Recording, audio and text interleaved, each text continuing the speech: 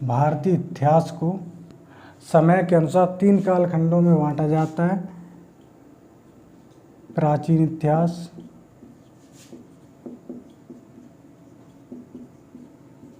मध्यकालीन इतिहास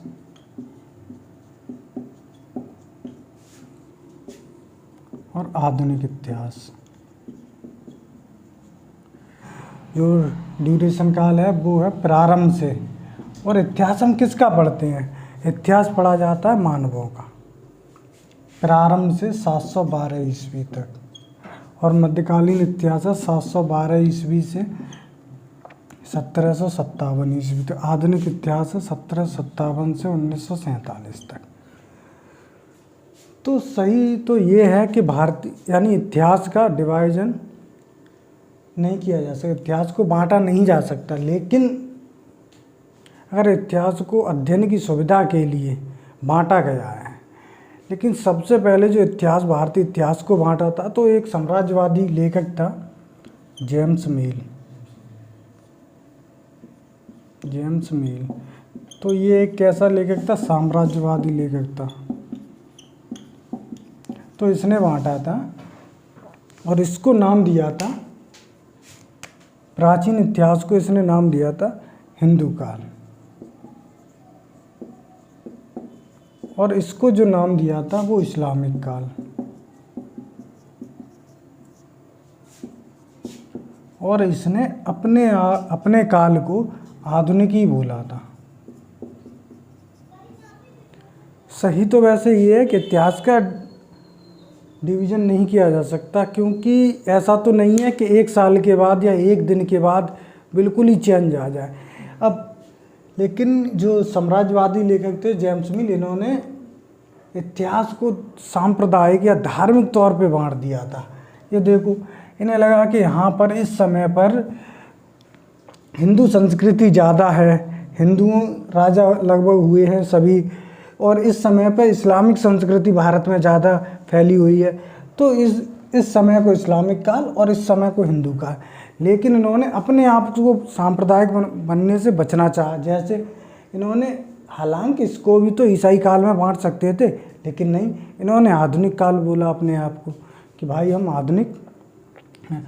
अब इस आधुनिकता का मतलब क्या है? और पहले आपको एक चीज़ और बता दें, जैसे ये प्राचीन इतिहास और मध्यकालीन इतिहास, इसको जो अध्ययन की सुविधा के लिए बांटा गया है, ये बांटा किस आधार पे बांटा गया है? तो बांटने के अगर इसके आधार हैं, तो इसको बांटने के आधार हैं कि किन्होंने, राष्ट्रवादी लेखकों ने।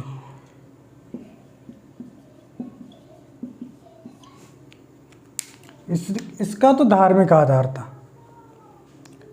बांटने के आधार हैं संस्कृति, सभ्यता, शिक्षा, ठीक, और इसने देखा धर्म। तो ये चीज़ें इसको निरंतर, जब किसी चीज़ में शिक्षा, राजनीतिक, देखो राजनीति में बहुत चेंज आएगा। यहाँ पे सभी राजा हिंदू हैं और यहाँ पे ज़्यादातर राजा मुसलमान हैं।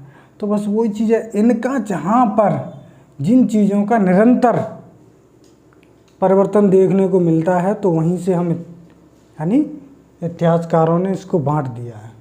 अब ऐसा तो है नहीं कि 1 साल के बाद देखो प्राचीन इतिहास 712 तक और 712 1757 तक। इसका मतलब ये तो है नहीं कि 712 या 713 में ही ये सारे एकदम चेंज हो गए, नहीं। एक कुछ बीच का भी क्षेत्र होता है जिसमें दोनों प्राचीन काल के भी लक्षण हो, मध्यकालीन के भी लक्षण हो, तो उसको हम बोलते हैं।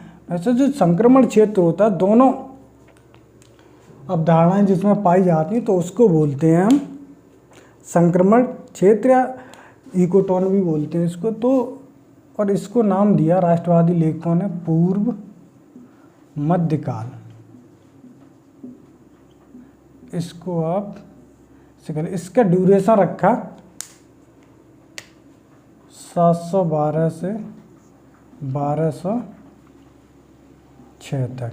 कहने का मतलब है कि इतने बीच में प्राचीन इतिहास के भी लक्षण हैं और मध्यकालीन इतिहास के भी लक्षण। उन्होंने अपने आप को ईसाई काल क्यों नहीं कहा, आधुनिक इतिहास या आधुनिक काल क्यों कहा?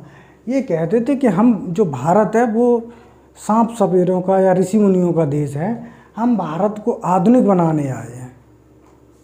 तो देखो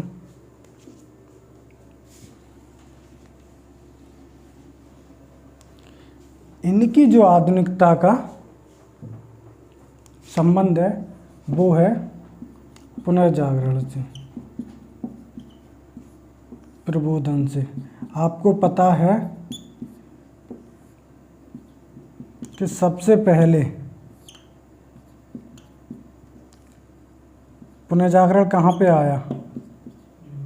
यूरोप में।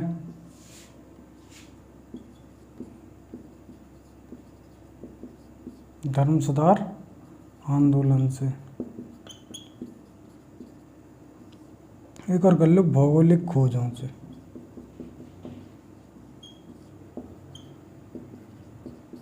देखो सबसे पहले जो पुनर्जागरण आया वो यूरोप से आया। पुनर्जागरण का मतलब क्या होता है? पुनर्जागरण, इसका मतलब होता है फिर से जागना या दोबारा से जागना। यानी जो आपने देखा हो कि एक समय ऐसा आया था कि हिंदू धर्म में भी तमाम बुराइयां हो गई थी, तो हिंदू धर्म में बुराइयां हो गई थी, तो इस बुराइयों को दूर करने के लिए या बुराइयों की वजह से ही महावीर स्वामी ने जैन धर्म स्थापित किया। उसके बाद गौतम बुद्ध ने बौद्ध धर्म स्थापित किया, सिख भी अलग हुए बाद में। तो बस ये क्या है, तो जो बुराइयां आ गई थी ना पुनर्जागरण में, तो उन बुराइयों को दूर करके अपने धर्म को पुनः उसी रूप में स्थापित करना पुनर्जागरण होता कहलाता है। ठीक, और ये स्थापित कहाँ से कर पाओगे? प्रबोधन। प्रबोधन का मतलब होता है बुद्धि से होता है। जब बुद्धि आएगी तभी तो आप समझ सकोगे ये चीज़ अच्छी है या ये चीज़ खराब है, क्योंकि और ये अच्छी है ये खराब है, ये इसका मतलब होता है तर्क, लॉजिक। तो देखो प्रबोधन से आती है बुद्धि। जब बुद्धि बढ़ेगी आपकी तो तर्क ऑटोमेटिक बढ़ जाएगी आपकी, और जब तर्क बढ़ जाएगी तो आप हर चीज़ में लॉजिक लगाना आ जाएगा आपको। जब लॉजिक लगाना आपको आ जाएगा तो ये है कि आपकी आस्था है वो कैसी हो जाएगी? वो कमज़ोर हो जाएगी। जब आस्था कमज़ोर हो जाएगी, और आस्था का संबंध किससे होता है? आस्था का संबंध होता है धर्म से। अपने धर्म को मूल रूप से लाना है, जिस रूप में वो था पहले उसी रूप में लाना ही पुनर्जागरण है। तो देखो जब तर्क बढ़ेगी आस्था कम होगी, आस्था कम होगी तो धर्म कमज़ोर पड़ेगा, क्योंकि धर्म को लोग ने मानने वाले कम होंगे। जब धर्म को मानने वाले कम होंगे तो भाई तमाम नवीन खोजें भी करेंगे। तो ये वाला टॉपिक इसी से ही हो गया, भौगोलिक खोजों वाला। उसके बाद वाणिज्यवाद, पूंजीवाद। तो आपने देखा हो कि 1757 से पहले क्या था? सामंतवाद का सिस्टम था, जमींदार वाला, यानी राजा के गुलामी हुआ करते थे। आपने देखा वो इंसान बेचे जाते थे, खरीदे जाते थे। कुतुबुद्दीन ऐबक, इल्तुतमिश, बलबन। तो ये क्या सामंतवाद। और उसके बाद जब सामंतवाद होगा तो कृषि कैसी थी? अर्थव्यवस्था कैसी थी? कृषि वाली थी। कृषि पे आधारित थी, कृषि पे आधारित थी। जब कृषि पे आधारित थी तो इसमें वाणिज्यवाद क्या? प्रोडक्ट का उत्पादन तो आता नहीं था, कोई फैक्ट्रियाँ आया और वो तो कुछ था नहीं। तो कृषि व्यवस्था कैसी थी भाई? एग्रीकल्चर वाली व्यवस्था। धर्म सुधार आंदोलन सबसे पहले यूरोप में चला था, वो हमने बताया। तो सबसे पहले यूरोप में चला। तो आपको जो यूरोप में ईसाई धर्म है,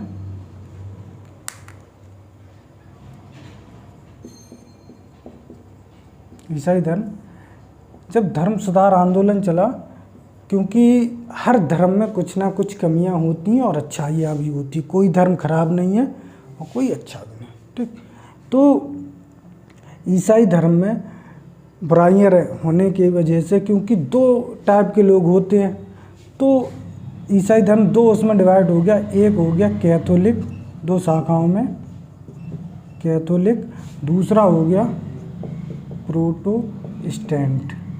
ठीक,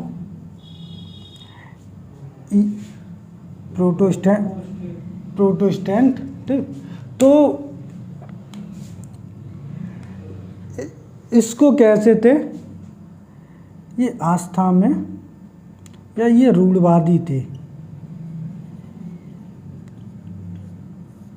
और ये कैसे थे, इनके प्रगतिशील विचार थे। प्रगतिशील, इनकी विचारधारा कैसी थी, प्रगतिशील थी, और ये रूढ़वादी थे। कहने का मतलब एक अंधविश्वासी थे। ठीक, तो ये जो इन सभी को लेके जो जेम्स मिल था वो ये कहता था कि हम भारत को ऐसा बनाने आए हैं, जैसा यूरोप है ना कि सबसे पहले पुनः जागरण यूरोप में आया, तो हम भारत को ये सब दिलाने आए हैं। तो इस वजह से उसने अपने समय को या अंग्रेज़ों के काल को ईसाई काल ना कहकर आधुनिक काल बोला। आज पढ़ेंगे आधुनिक इतिहास। आधुनिक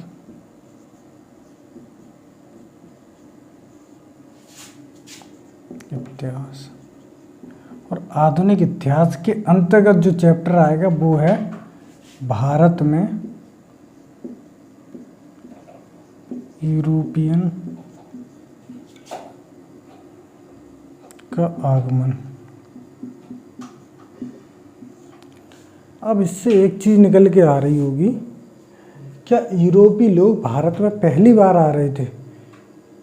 तो आपका आंसर होगा नहीं, क्योंकि यूरोप से भारत के व्यापारिक संबंध प्राचीन काल से ही थे। तो जो रास्ते थे, जिन रास्तों से ये आ रहे थे प्राचीन काल से, वो दोनों ही रास्तों से आ रहे थे, स्थल मार्ग से भी और जल मार्ग से भी। लेकिन जो स्थल मार्ग था वो पहले आते थे तुर्की, तुर्की से आगे बढ़े, फिर उसके बाद ईरान, ईरान के बाद इराक, इराक के बाद अफ़गानिस्तान,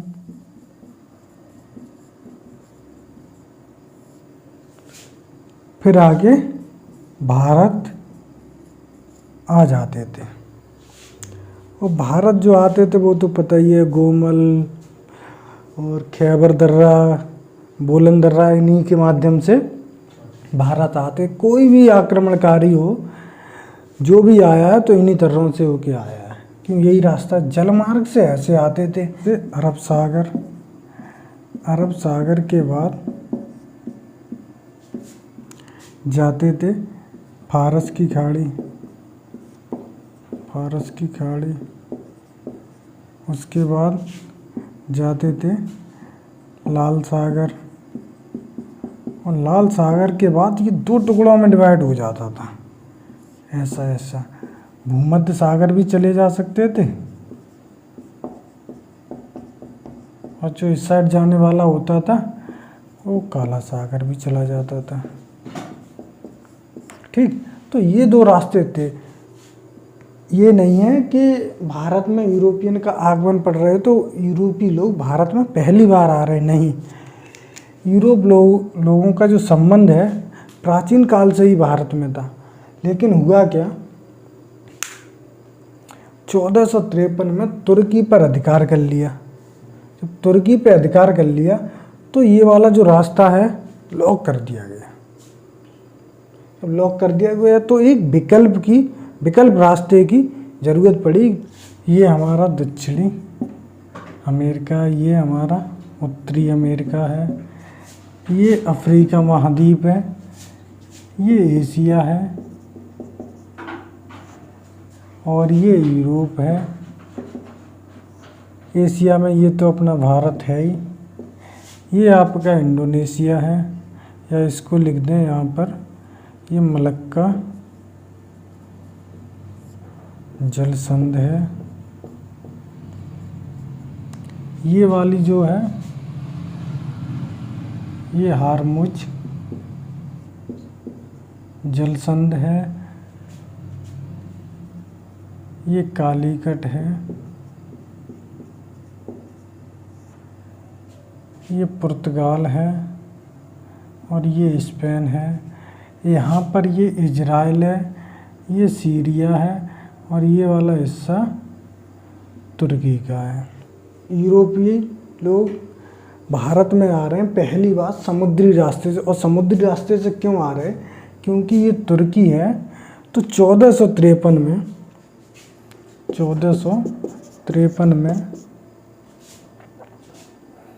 ओटोमन साम्राज्य ने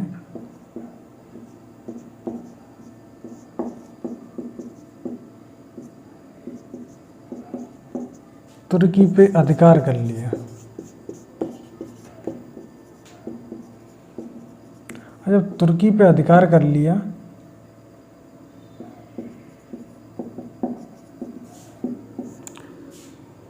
तो जो स्थल मार्ग से जाने वाले सभी, यानी भारत के लिए या दक्षिणी एशिया के लिए जाने वाले सभी मार्ग बंद हो गए। जब बंद हो, अब आपसे कोई पूछ ले, ठीक है इनने अधिकार कर लिया और ये भारत आना चाह रहे हैं, तो भारत आने का कारण क्या है? तो आपसे भारत आने के कारण में पूछे, आने के कारण, तो पहला कारण हो जाएगा यूरोप में पुनर्जागरण। जब पुनर्जागरण होगा तो व्यापार को आगे बढ़ाने की इनमें क्षमता भी, क्योंकि तर्क आपको ग्रोथ करने का मौका देती है। दूसरा, मसालों की आवश्यकता। जो आपने मसाले खा खा के लत लगा रखी है वो तो आपको चाहिए। एक और लिख लूँ, जब यूरोप में पुनः जागरण आया तो जहाज निर्माण की नई तकनीकी विकसित हुई। अब जब नई तकनीकी विकसित हुई और इसके बाद क्या हुआ, 15वीं शताब्दी में जो दिशा सूचक यंत्र हैं, दिशा बताने वाले, उनका विकास हुआ। सूचक यंत्र का विकास, इससे समुद्री व्यापारियों को दिशा खोजने में बहुत आसानी होती थी। ठीक, तो आने के कारण आपसे पूछ ले कि यूरोपीय लोग भारत में क्यों आना चाह रहे थे। यूरोप में पुनः जागरण, जब पुनः जागरण होगा तो वहाँ व्यापार बढ़ाने की क्षमता तो उनमें डेवलप होगी, उनके माइंड में। मसालों की, जो मसाले खा खा के लत लगा रखी है तो वो तो उनको चाहिए। जहाज निर्माण की पुनः जागरण आया और दिशा सूचक यंत्र, जब तर्क आ जाता है इंसान के अंदर तो खोजे करना उसका स्वाभाविक रूप होता है। ठीक, तो आने के कारण ये हैं आपके। अब इस आने के ये सबसे पहले प्रयास किसने किया? प्रयास किसके आने के, कि सबसे पहले प्रयास आने के किसने किए? तो देखो 1454 में, अभी हमने आपको बताया था कि 1453 में तुर्की पे अधिकार कर लिया ओटोमन साम्राज्य ने, लेकिन 1454 में ही पहला प्रयास कर दिया। किसने कर दिया? हेनरी द नेविगेटर ने। और ये कौन था? ये पुर्तगाली राजा था।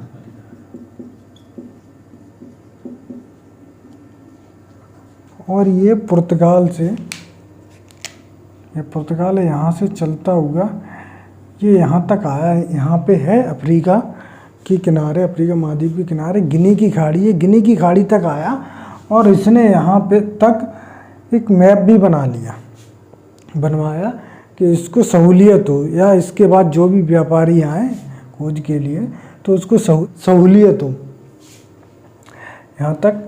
लेकिन ये यहाँ पर क्या हवाएं चलती हैं, गरजता 40, चीखता 60, प्रचंड 50, तो यहाँ से फिर ये लौट गया। ठीक, तो फिर इसके बाद जो प्रयास किया वो किया 1487 में। अब 1487 में आपने नाम सुना होगा बार्थोलोमियो डियाज। ये भी कहाँ का था? ये भी पुर्तगाली था। ये भी निकला यहीं से और ये यहाँ से निकला। और इसके क्योंकि यहाँ तक तो उससे कोई दिक्कत नहीं हुई, यहाँ तक दिक्कत नहीं हुई, तो ये ऐसे करके यहाँ अफ्रीका के जो सबसे दक्षिणी किनारा है यहाँ तक पहुँच गया। और यहाँ से इसकी रसद सामग्री समाप्त हो गई, तो यहाँ से फिर ये वापस लौट गया। तो इसने इसको नाम दिया, इस दक्षिणी किनारे को, तूफानी अंतरीप। तूफानी अंतरीप। तो इसने जाके राजा को बताया कि हम अफ्रीका महाद्वीप के सबसे दक्षिणी किनारे पहुँचे और हमने उसको तूफानी अंतरीप नाम दिया है। तो राजा को थोड़ा वैसा लगा कि आपने एक अच्छी चीज़ खोजी और इसको तूफानी नाम दिया। तूफानी शब्द अच्छा नहीं होता, तूफान का मतलब एक विनाशी होता है। तो इस वजह से इसने कहा आपने तूफान नहीं, आशा अंतरीप की खोज की है। ठीक। फिर आशा अंतरीप को केप ऑफ गुड होप, और इसका एक नाम और है उत्तरमाशा अंतरीप। तो ये इसके 4 नाम हो गए। और आपसे कोई सा भी नाम पूछ ले, ये कहाँ है, तो अफ्रीका का सबसे दक्षिणी किनारा है। उसके बाद 1492 में कोलंबस निकलता है। ये कहाँ का था? ये स्पेन का था। ये स्पेन का था। ये यहाँ से निकला, इसको लगा कि सीधे चलते जाएंगे तो क्यों ना इस साइड निकलेंगे और भारत आ जाएगा, मसालों का देश हमको मिल जाएगा। लेकिन यहाँ ये छोटे छोटे द्वीप हैं, इनको कैरिबियाई द्वीप बोलते हैं, जिन पे है जमैका, वेस्ट इंडीज़ वगैरह है, हवाना है। तो यहाँ तक पहुँच गया। तो इसने इसको मसालों का देश बोला। जब इसको यहाँ मसाले नहीं मिले, तब इसने इसको जो नाम दिया वो दिया वेस्ट इंडीज।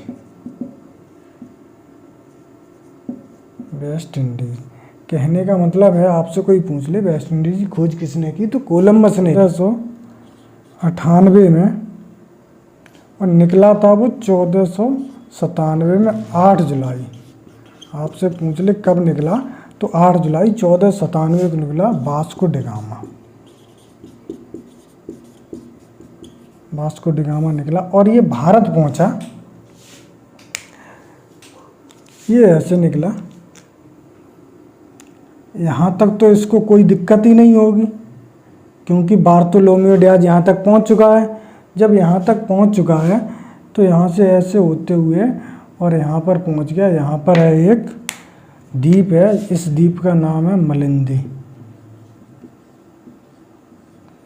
तो यहीं पर जाकर ये रास्ता भटक जाता है। जब रास्ता भटक जाता है तो यहाँ पर एक व्यक्ति मिलता है, इसको गुजरात का व्यापारी अब्दुल मनीद। तो अब्दुल मनीद ने इसको रास्ता भारत का बताया। तो ये तब जाके कालीघाट पहुँचा। अब तो 8 जुलाई 1497 को निकला वास्को डिगामा। भारत कब पहुँचा? भारत पहुँचा, ये पहुँचा है 20 मई, कहीं कहीं 17 मई भी होता है, कन्फ्यूजन नहीं होना, 20 मई 1498 को। देखो, और इसका जो पथ प्रदर्शक है वो था अब्दुल मनीद।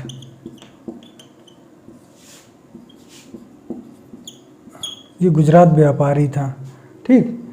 अब इस वास्को डिगामा के साथ 4 जहाज बेड़ा, यानी ये वास्को डिगामा था 4 जहाज़ों का बेड़ा लेके आया था। तो पहला जहाज था, उसका नाम था साओ अरेबियन।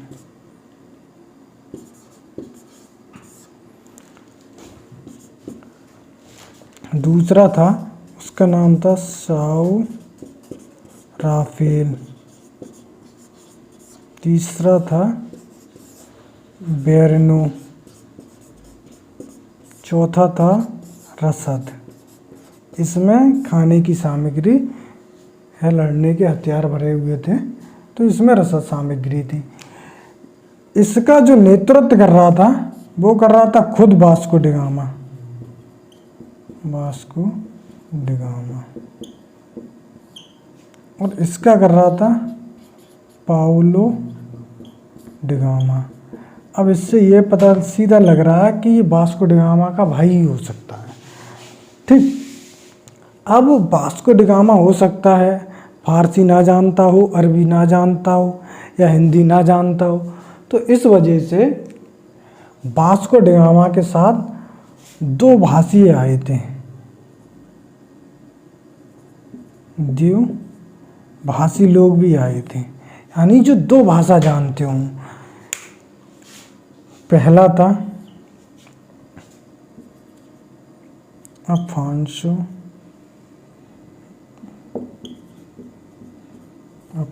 मार्टिन्स। दूसरा था मार्टिस फर्नाओ। कहते हैं जो मार्टिस फर्नाओ था एक कैदी था। जब वास्को डी गामा और ये दोनों लोग कालीकट पे पहुंचे तो वहाँ के मुसलमान व्यापारी थे, उन्होंने वास्को डी गामा से झगड़ा किया या लड़ाई हुई इन दोनों के बीच, और वास्को डी गामा और ये वापस चले आए। जब वापस चले आए तो वास्को डी गामा हार मानने वाला तो था नहीं। जब यहाँ से पहुँचा 1 साल लगा, लगभग 8 जुलाई से 20 मई, लगभग 1 साल है। तो इसने फिर भेजा मार्टिस फर्नाओ को कि जाओ और कालीकट के राजा जमोरिन है उससे कहना कि हम पुर्तगाल के राजा, उस समय वहाँ का राजा था डॉम मैनुअल। आपसे पूछ ले कि जब वास्को डी गामा निकला था तब पुर्तगाल का राजा कौन था? राजा था डॉम मैनुअल।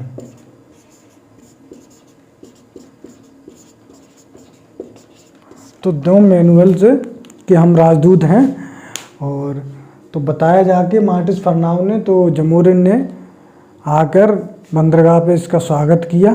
तो अब आपसे पूछ ले कि समुद्री रास्ते से, ये कहना बहुत गलत है कि भारत की खोज वास्को डी गामा ने की, ये कहना बहुत गलत है। सबसे जो अच्छा वाक्य है इसके लिए वो ये है कि समुद्री रास्ते से भारत पहुंचने वाला प्रथम व्यक्ति कौन था, प्रथम यूरोपीय कौन था? तो हो जाएगा वास्को डी गामा। वो सबसे पहले कहाँ उतरा था? कालीकट बंदरगाह पे उतरा था। उसका स्वागत किसने किया था? तो स्वागत किया था, यहाँ लिख दे रहे, स्वागत किया जमोरिन ने। और ये कहाँ का राजा था? कालीकट का राजा था। ठीक, कालीकट का राजा था, उसने स्वागत किया। फिर जब ये यहाँ से व्यापार करके वापस पुर्तगाल जाता है, और इसने कुछ उपहार भी दिए, क्योंकि प्रोटोकॉल हैं, राजदूत हैं, एक दूसरे के लिए कुछ तो भेजेंगे। तो इसकी यात्रा में जो भी खर्चा आया, जब वहाँ पे जाके उसने बेचा तो वो उस पर 60 गुना मुनाफा हुआ। जब 60 गुना मुनाफा हुआ तो डॉम मैनुअल बहुत खुश हुआ वास्को डी गामा से। और इसी बीच कहते हैं कि जो वास्को डी गामा का भाई था पाउलो डी गामा, ये रास्ते में ही इसकी मृत्यु हो गई थी। इस वजह से और जहाज के बेड़े पहले पहुंच गए थे पुर्तगाल में। वास्को डी गामा अपने भाई को रास्ते में दफनाने की वजह से लेट हो गया था। जब वास्को डी गामा वहाँ पहुँचा तो डॉम मैनुअल ने इसका अच्छे से स्वागत किया, बहुत मान सम्मान दिया। तो 1498 में ही क्या हुआ, एक कंपनी बनती है एस्टाडो द इंडिया। आपसे पूछ ले कि पुर्तगाली कंपनी का क्या नाम था?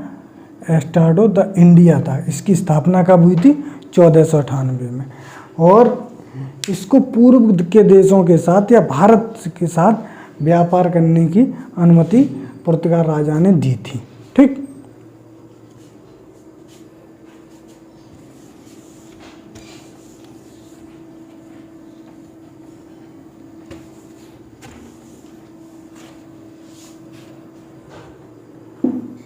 अब ऐसा नहीं है कि पुर्तगाल से केवल वास्को ही डिगामा आया और यहाँ पर उन्होंने अपना साम्राज्य स्थापित कर लिया, नहीं। इसके लिए पुर्तगाल से और भी कई अभियान आए। तो पहला अभियान है आने वाले दल। किसके? पुर्तगाल के। पुर्तगाल से आने वाले दल। अब जो पहला दल है वो आया था भारत पहुंचने वाला, ठीक, वास्को डिगामा की। और वास्को डिगामा की कब आया था? 1498 में, ये छुपाई नहीं है। दूसरा भेजा पेड्रो अल्वारेज कैब्राल के 1500 ईस्वी में। तीसरा भेजा डियाओ जिनोवा के नेतृत्व में, ये भेजा 1501 में। चौथा आया वास्को डिगामा के पुनः, यह आया 1502 में। अब आपसे पूछ ले कि वास्को डिगामा 1498 में पहले भी आ चुका, हाँ। वास्को डिगामा कितनी बार भारत आया? तो इसमें एक तो 1498 में, एक 1502 में, एक और आया बाद 1524 में आया वास्को डिगामा। तो वास्को डिगामा कितनी बार हो जाएगा? 3 बार आया, 3 बार भारत आया। लेकिन ये 2 बार आया है यहाँ दल के नेता के रूप में है, दल के नेता के रूप में है। और यहाँ है, ये आया है वायसराय बनकर, ठीक। आपसे पूछ ले कि वायसराय बनकर कब आया? तो 1524 में आया। तो इसी समय जब 1524 में आया ये वायसराय बनकर, तो दिसंबर 1524 में कोच्चि में मृत्यु हो गई इसकी, और इसको यहीं दफना दिया गया कोच्चि में। लेकिन 1538 में इसको पुर्तगाल ले जाया गया, तो इसकी समाधि स्थल बनाया गया। जब वास्को डिगामा 1502 में भारत आया तो इसी के नेतृत्व में पहली फैक्ट्री खोली थी, पहली कंपनी खोली कोच्चि में, दूसरी खोली कन्नूर में, ये वाली खोली है कोच्चि वाली 1503 में। आपसे पूछ ले कि कब खोली, तो 1503 में हो जाएगा। और ये वाली कब खोली है, तो 1505 में हो जाएगा। इसका जो मुख्यालय है कोच्चि, कोच्चि मुख्यालय रहा है 1530 तक, ठीक। इसके बाद गोवा बन जाता है। तो कल हम पढ़ेंगे पुर्तगाली वायसराय।